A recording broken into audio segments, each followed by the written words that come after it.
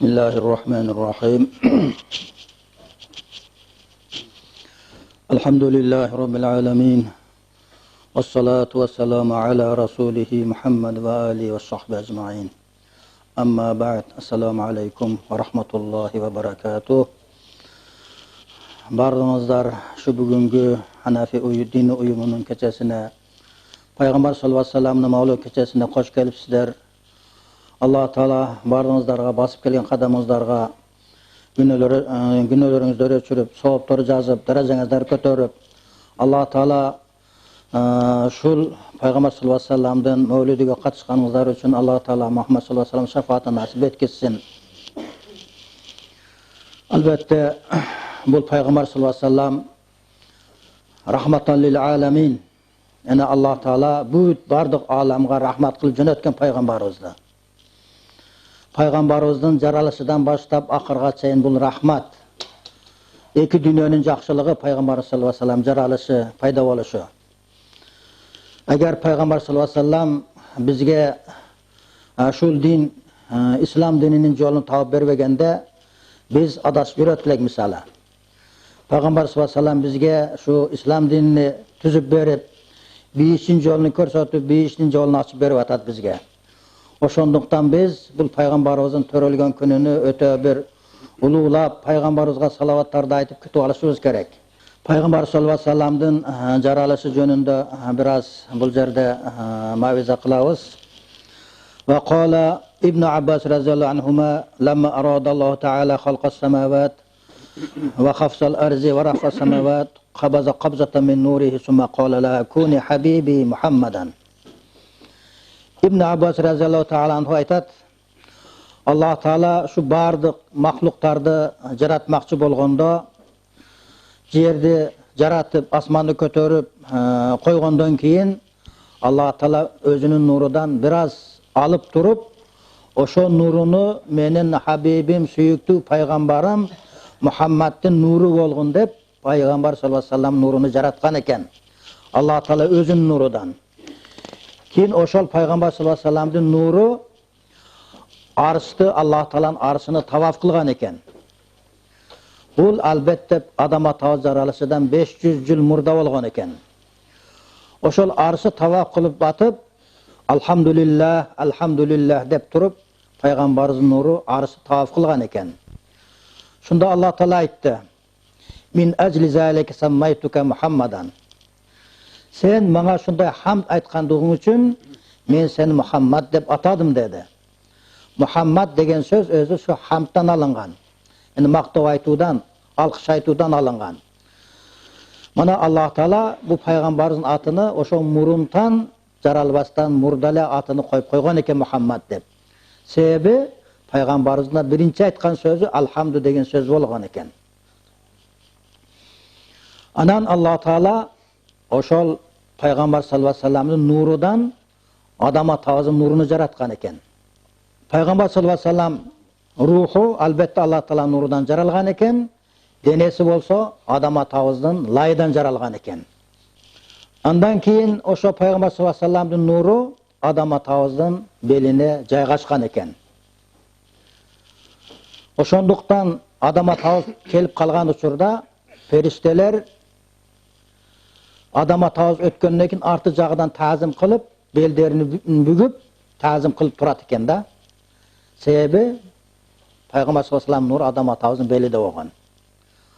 Adama tavaz taң kalıp, bu ferişteler men kele jatkanımda aldımdan tazim kılbay, artımdan tazim kılat dep Allah Teala'dan soragan eken.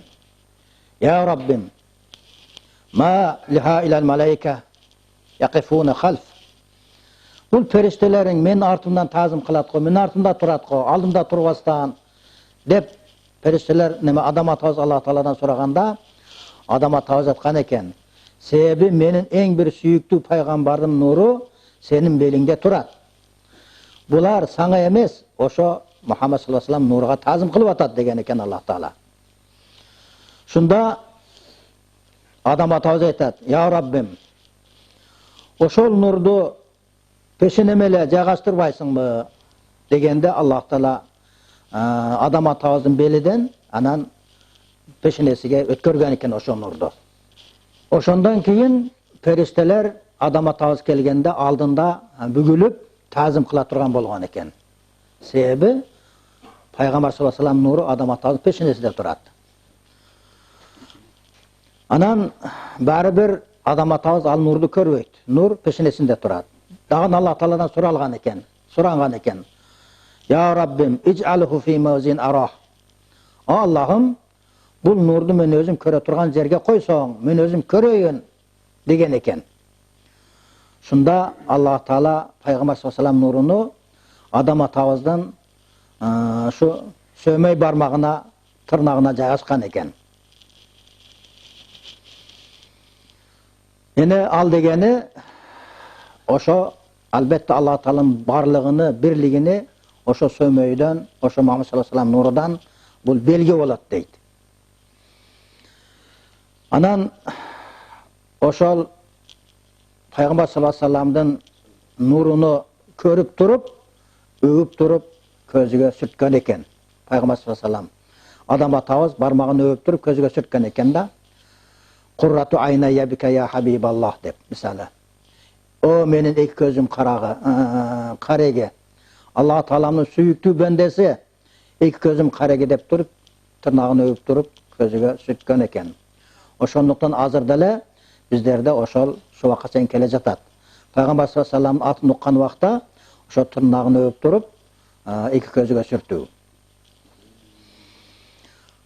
Анан адам атабыз сураган экен, я Раб, ошол пайгамбар саллаллаху алейхи ва саллям нурудан дагы калганы барбы дегенде, ооба, сахабалардын нуру калган деген экен. Адам атабыз андай боло турган болсо, ошо калган нурларды калган 4 бармагыма жайгаштырбайсыңбы дегенде, Аллах Таала мейли деп Абу Бакирдин нуруну ортончу бармакка жайгаштырган экен. Hazrat Umar'ın nurunu andan keyingi barmakka jaygaштырган экен. Usman radhiyallahu anh nurunu eng bir kichineke chipalag'ın tırnağa jaygaштырган экен. Hazrat Ali'nin nurunu baş barmağına jaygaштырган экен. Ana oşol uçurda oşo Peygamber sallallahu aleyhi ve sellem'den nuru menen 4 çariyar sahabaların nuru adam atağızın 5 barmağında turgan eken da cennette yaşap жүргөндө. Anan adam atağız жерге түшкөндөн кийин ошол нурлар кайра эле белиге өткөн экен. Белге жайгашат. Anan adam atağız жерден түшүп, кийин Умайя энебиз менен табышып,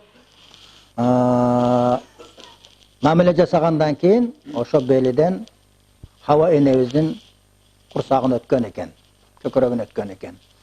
Ошонтип атадан атага, энеден энеге өтүп, акыры пайгамбар саллаллаху алейхи ва саллям төрөлгөн экен. Шундай пайгамбар саллаллаху алейхи ва салламдын төрөлүшү мурдашу эң бир Аллах Таала өзүнүн нурудан жараткан экен. Пайгамбар саллаллаху алейхи ва салламдын албетте төрөлүшүдөн баштап акырга чейин бүт мужиза болгон, бүт рахмат болгон. Мына бул жерде биз азыр бир аз пайгамбар саллаллаху алейхи ва саллям мужизалардан, кереметтерден айтып кетебиз. Өтө бир мен таң калып аткан жерим, Аллах Таала Адам алейхиссаламды Сафиуллах деп атады. Эне Сафиуллах деген эң бир Аллах Тааланын тунук, жакшы көргөн, сүйүктүү бендеси дегени. Аллах Таала ошончо бенде периштелери турса, нурдан жаралган периштелер турса, аларды Сафиуллах дебестен адам бул топурактан жаралган. Ошону Сафиуллах деп нам берди. Ошого мен таң калып атам деген экен. Шунда дагы бир периште туруп айткан экен. Менин таң кала турган жерим Аллах Таала Ибрахим алейхиссаламды Халилуллах деди. Ибрахимди Халилуллах деп нам берди.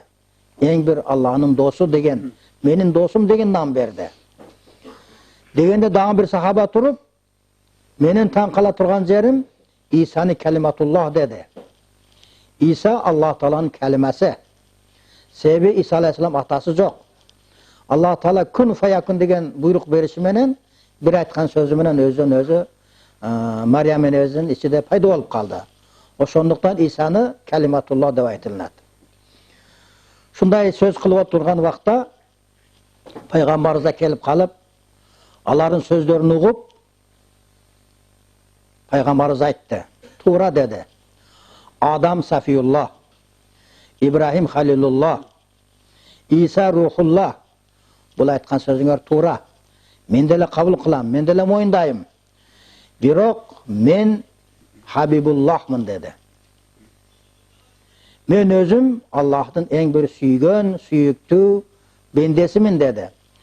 Мен бұл сөзді сыймықтанып айтқан жерім жоқ. Шындығын айтып атам. Аллахтың өзі нұғуын айтып атам деді.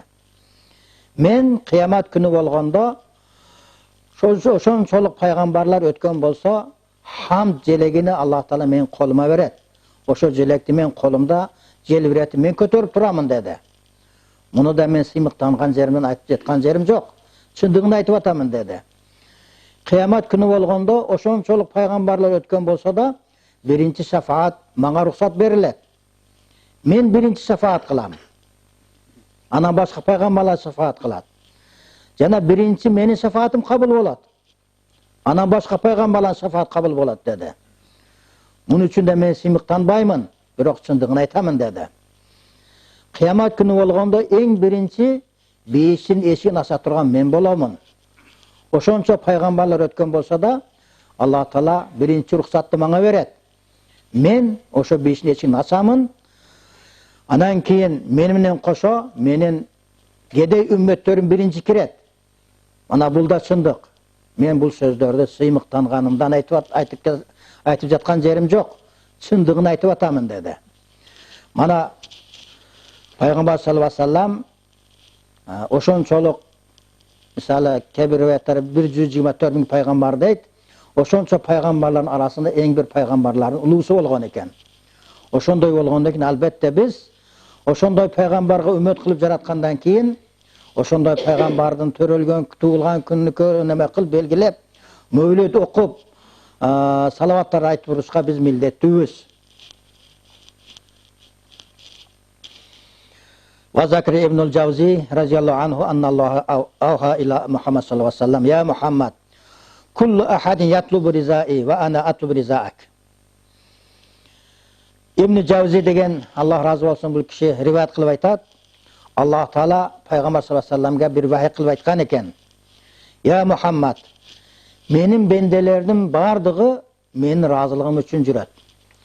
Менин бенделердин бардыгы менин разылыгым талап кылып, амал кылышат. Аллахтын разылыгын кантип табат экенбиз, кайран табат экенбиз деп. Бирок мен өзүм болсом, ошо Мухаммадтын разылыгын издеп жүрөмүн" деген экен. Бардык адамдар бенделерим менин разылыгым үчүн жүрсө, мен Мухаммадтын разылыгы үчүн жүрөмүн деген экен. Мана Аллах Таала Мухаммад саллаллаху алейхи ва салламды ошончолук жакшы көргөн эрке, кулу пайгамбар экен да. Муса алейхиссалам да айткан экен: "Я Раб, ана калимука ва Мухаммадун хабибук. Фамал фарқу байнат калими вал хабиб." Муса алейхиссалам бир күн Аллах Таалага сүйлөшкөндө айткан экен: "Я Аллахым, мен сенин калимиң болом.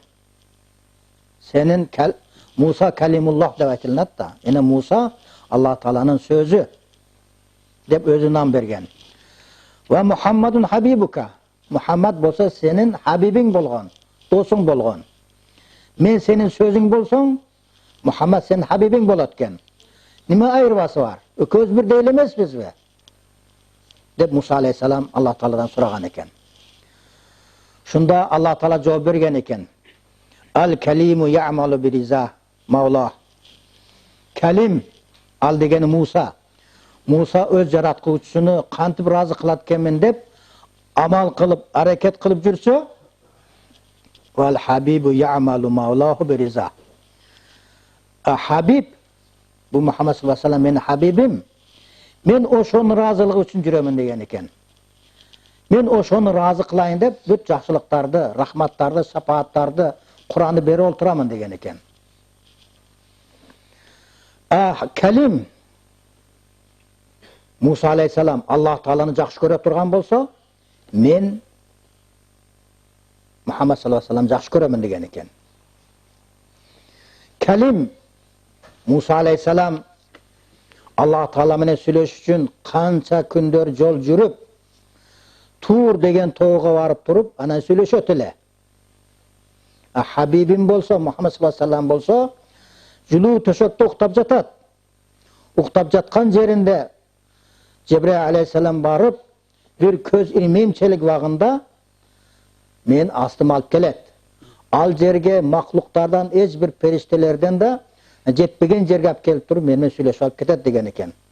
Мана калим менен Хабибтин айырмасы шунчалык деген экен. قال ابن عباس رضي الله عنهما أن رجلا من اليهود نظر في التوراة فوجد اسم محمد في 4 مواضع. İbn Abbas radıyallahu anh aytat, Jöğüttörden bir kişi bir gün Tavrat'ı açıp alıp, barakta bizde oturup, Tavrat'ın içinde Muhammed sallallahu aleyhi ve sellem 4 yerde atını körgen eken. 4 yerde Muhammed dep жазылған екен. Ал Jöğüt açılanıp, oşo Tavrat'ın baraklarını jırtıp, taşap jөгөргөн екен да. Ertesi oşo Tavrat'ı açıp alıp, dağın izlegen eken. Başına ayağa çeyin izlep, көрсөт, дагы 8 жере турат экен аты. Ал барактарды алып жыртып салыптыр. 3-чү күнү энди калбаса керек деп дагы ачып караса, 12 жерде пайгамбар зат турган экен. Анан бул Jöğüt таң калып, демек, бул деле болсо бир керемет, бул чыныгы пайгамбар экен, Алла Тааланын сүйгөн бендеси экен.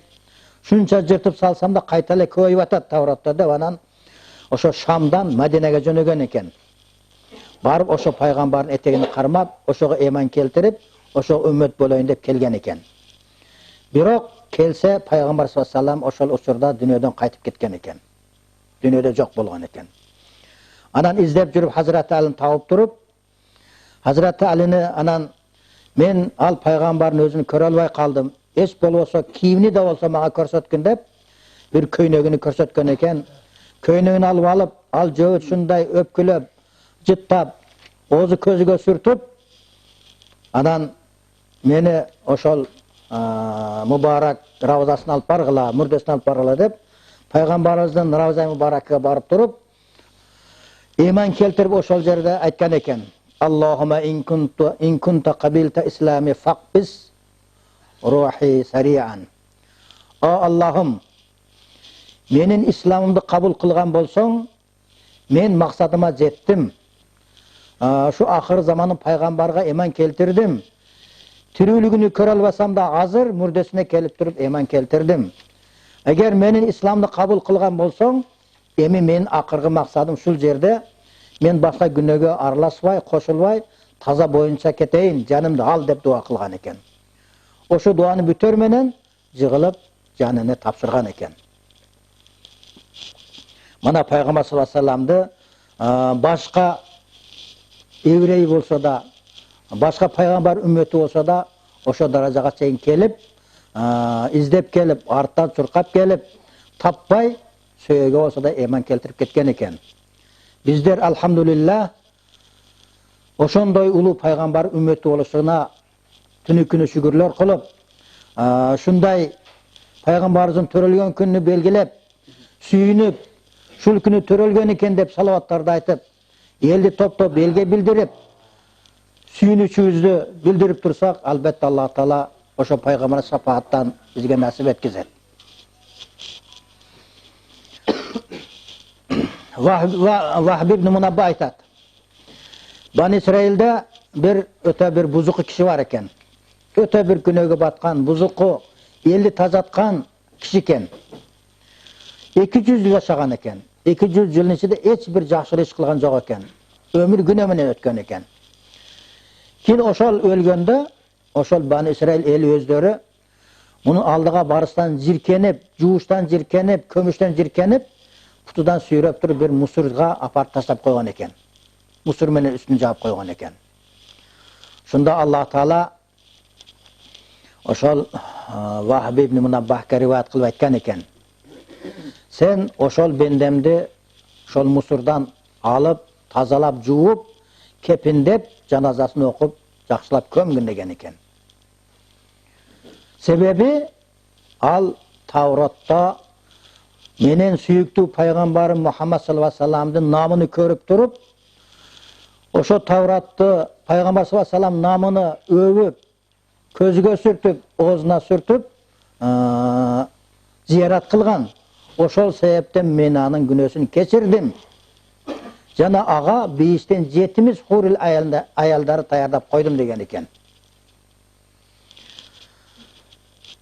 Мана мисалы ошол Таврот китебинде пайгамбар саллаллаху алейхи вассаламдын атыны көрүп, бир жолу өвүп, ихлас кылгандыгы үчүн Алла Тааланы шундай кереметтүү даражаларга жетти.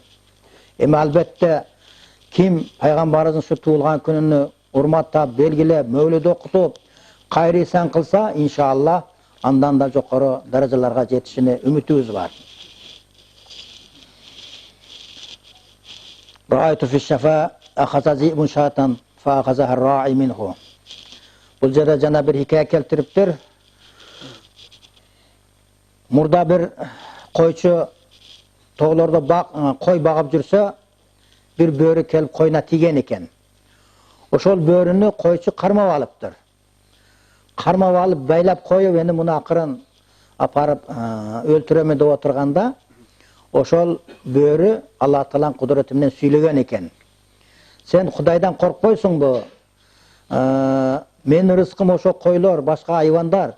Мен рызкыма келсем, сен мени тутуп алып, менин рызкымды тосуп, Алла Тааланын берген рызкысын тосуп, мени байлап койдуң. Дегенде койчу таң калып, бул бөрү да сүйлөйбү экен. Бөрүм да сүйлөчү эмес эле, деп өзүнөн өзү анан сүйлөнгөн экен. Бул неме деген кеп? Бөрүдөн мен биринчи ушундай үндү угушум деп таң калганда, бөрү кайрадан сүйлөгөн экен. Сен менин сүйлөгөнүмө таң калбагын. Сен азыр бул жерде кой багып жүрөсүң. Мана тоонун аркасында акыр заманын пайгамбары турат. Ошол жерде согушуп атат кафырлар менен. Бүт эмандуулар, сахабалар, мусулмандар ошо пайгамбарга жардам берип атат. Сен кандай ушул жерде ошого жардам бербей отурасың деген экен бөрү. Шунда ал койчу бөрүгө айткан экен. Мен ал пайгамбарга барып жардам берейин деген ниетим бар. Бирок койлорумду сага ошогон бөрүлөр баары кырып жеп жок кылып берет да десе, эгер бара турган болсоң мен кепилдигиңди алам. Бир бөрү да тийбейт сенин коюңа. Мен коруктап беремин деген экен. Анда мейли деп анан кийин ал киши тоонун аркасыга барса, чын эле ошо пайгамбар саллаллаху алейхи вассалам сахабалары менен кафирларны жаат кылып аткан экен. Ошондо барганда согуш түгөп бүтүп калган экен. Анан пайгамбарыбызга бул киши барып эман келтирет. Эман кабыл кылгандан кийин пайгамбар саллаллаху алейхи вассалам эми сен койлоруңа бар деп кайра жөнөтүп берет. Ал киши кайтып келсе, чыныгы эле бөрү ошо койлор баарын топтоп алып, корктоп отурган экен. Анан ал койчу бир койду союп алып, бөрүгө эми мана сенин акың деп союп берип, койлорун айдап келе берген экен. Ошол киши Саламат ибн Аква деген разияллаху сахаба экен да, ошондо иман келтирген экен. Саламат ибн Аква. Мана мисалы биздин пайгамбар саллаллаху алейхи вассаламды кала берсе ошол айвандар да, тогдогу жырткычтар да билип, урматыны ордуна келтирип, ушундай кылып жүргөн экен. Ал эми биз эми ошондой пайгамбар үммөтү болуп турганыбыздан кийин албетте аны урматтап, сыйлап, колунан келгенче салаваттар айтып, туулган күнү белгилешке биз милдеттүүбүз, алхамдулилlah. Бул жерде жана бир пайгамбар саллаллаху алейхи вассаламдын мужизелерден биrini айтып кететкенбиз. Ар-Рахман сүрөсү түшкөндө, Ар-Рахман сүрөсү бүт бийиштин сыпаттарын айтылат да. Анан пайгамбарыбыз şu Ар-Рахман сүрөнү барып кафырларга бир адам окуп берсе, бейиштин сыпаттарыны, бейиштин жаргалчылыктарыны угуп, баш ийип эманга келебиде деп сахабаларга кайрылган экен. Ар-Рахман сүрөсүнү ким барып ошол кафырларга окуп берет деген экен. Шунда Ибн Масуд, Абдуллах ибн Масуд туруп алып, мен барып окуп беремин деген экен. Мейли бар, окуп бер деген экен. Анан Абдуллах ибн Масуд Меккеге келип кафырлар топтолуп турган жерге Ар-Рахман сүрөсүн окуган экен. Окуганда ошо кафырлардын ортосунан Аби Жахл туруп, эми Мухаммед калып саңа өттү кезек. Эми сен кел биздин башыбызды айлантасың ушинтип. деп ашуланып Ибн Масудты башыға бір ұрған екен, жағыға құлағы жырылып кеткен екен. Ал палван кіші болған да. Анан Ибн Масуд илеванан кейін пайғамбарымызға келеді. Келсе пайғамбар саллаллаху алейхи ва саллям сахабалар менен Hazret Cibril aleyhisselam'da отырған екен. Шунда пайғамбарымыз Ибн Масудтың абалын көріп, сахабалар көріп, бардық істері атышып, ийлеп жібереді. Бирок Cibril aleyhisselam күледі. Шунда пайғамбар саллаллаху алейхи ва саллям айтады: "Я Cibril, biz бұл Ибн Масудтың абалыға içimiz атышып, ийлеп атсақ, сіз күлесіз да" деген екен да. Дегенде Cibril aleyhisselam айтқан екен: "Менің күлгендігімнің нәтижесini азыр жақын арада бір-екі күннен кейін көресің" деген екен. Айтқандай, анан шу біраз уақыттан кейін соғыш болады, Бадыр соғышы болады. Ошондо кафирлар менен мусулмандар соғышып, кафирлар жеңилип, мусулмандар жеңет. Ошондо да Ибн Масуд мындай бір кичинерээк адам болгон экен, алсызыраак адам болгон экен, акырда келип калат. Келип калып, ана пайгамбар саллаллаху алейхи ва салламга ыйлактап айтат: "Я Расулаллах, сахабалар жихадка катышып, бүт жихадтын соонун алып кетишти, алышты. Мен алсыз болгондугумдан жихадка да катыша албадым.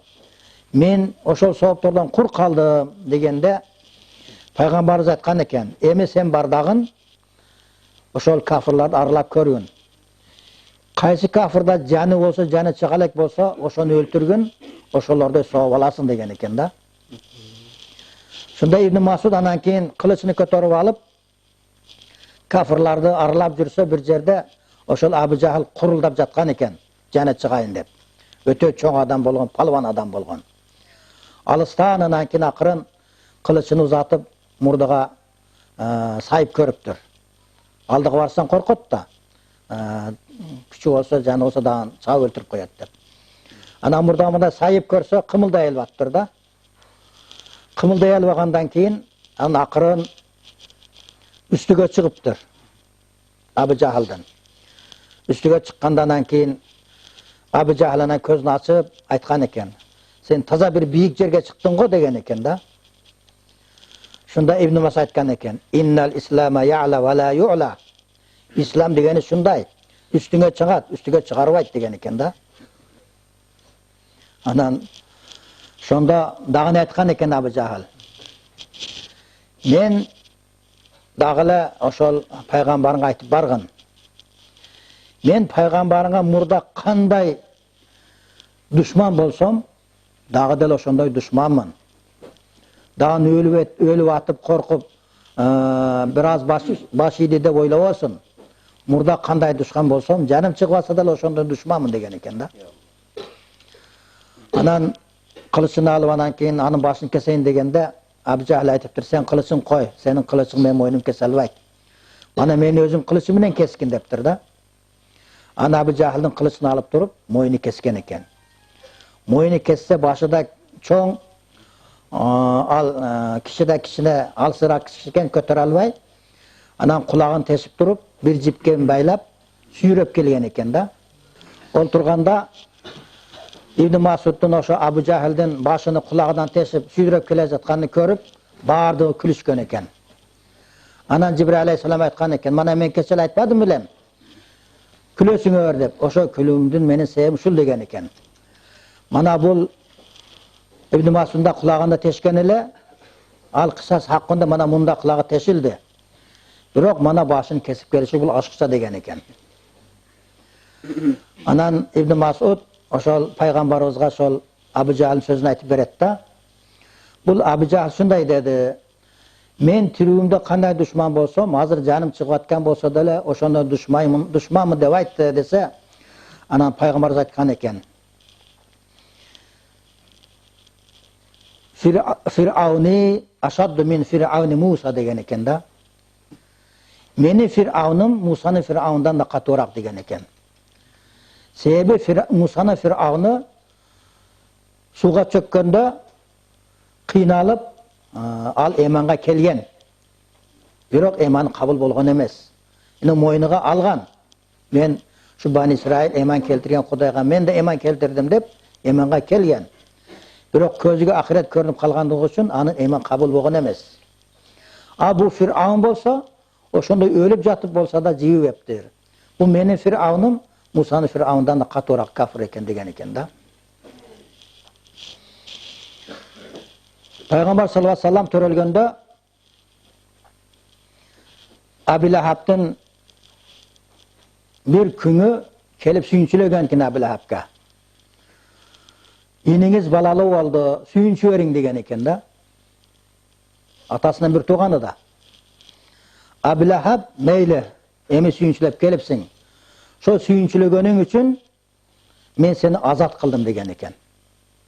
Ошо сүйүнчүсүгө ошо күндү азат кылган экен да. Ошондуктан ошол Аби Лахаб мисал дозокто bir жума дозокто күйөт. Ошол дүшөмбү күнү пайгамбарыбыз төрөлгөн күнү азабы жеңилдейт дейт. Себеби кафир болсо да пайгамбар саллаллаху алейхи вассалам төрөлгөн күнү сүйүнүп ошо күндү азат кылган эле. Мана эми албетте ошол Аби Лахаб кафир пайгамбарыбыз кичине кийинде төрөлүп пайгамбар экендигин билбей туруп кичине сүйүнгөндүгү үчүн да ошо азабы жеңилдеп атат. Эгер биздер албетте ушу пайгамбарыбыздын мөлүдүнү даңгазалап, элге билдирип, элге жеткирип, сүйүнүп, салаваттар айтсак, иншалла пайгамбар салаватына, пайгамбар шафаатына насип кылышы эч кеп эмес иншалла. Мисалы пайгамбар саллаллаху алейхи вассалам Меккени фат кылганы келгенде bir saat согушуп Меккени ачып алат да, кафирлардын колунан кайра калат. Ошондан кийин чарчап пайгамбарыбыз bir үйдүн көлөкөсүгө отура калат. Отурганда Жибраил алейхиссалам келип туруп айтат, бул эң bir сенин душманың, сени жаман көргөн катуу душман аялдын үйү дейт. Душмандын үйүнүн көлөкөсүгө отурбагын дейт. Ал аялда көрүп пайгамбарыбызды келип ошо көлөккө отургандыгына качып үйүнө кирип кетет дагы үйлөрүн бекитип алат. Шунун түшүндө көрбөйүн, үнүн да укпайын деп. Анан Жибраил алейхиссалам ушул кептерди айтып чыгып кетет кайра асманга, кайра эле түшөт. Кайра түшүп пайгамбарыбызга айтат: Аллах Тааладан шундай мага кабар болду. Сен шул кафирдин, шул аялдын үйүнүн көлөкөсүгө отургандыгың үчүн, эне шунан bir аз пайдалангандыгың үчүн ошонун шарапатыдан бул аял эманга келди дейт. Анан ла аял эшигин ачып кайра чыгып, пайгамбарыбыздын алдыга келип путуна жыгылып, путу колун өбүп, эман келтирип, үйүнө кайра алып кирип, мейман кылып тосуп алган экен.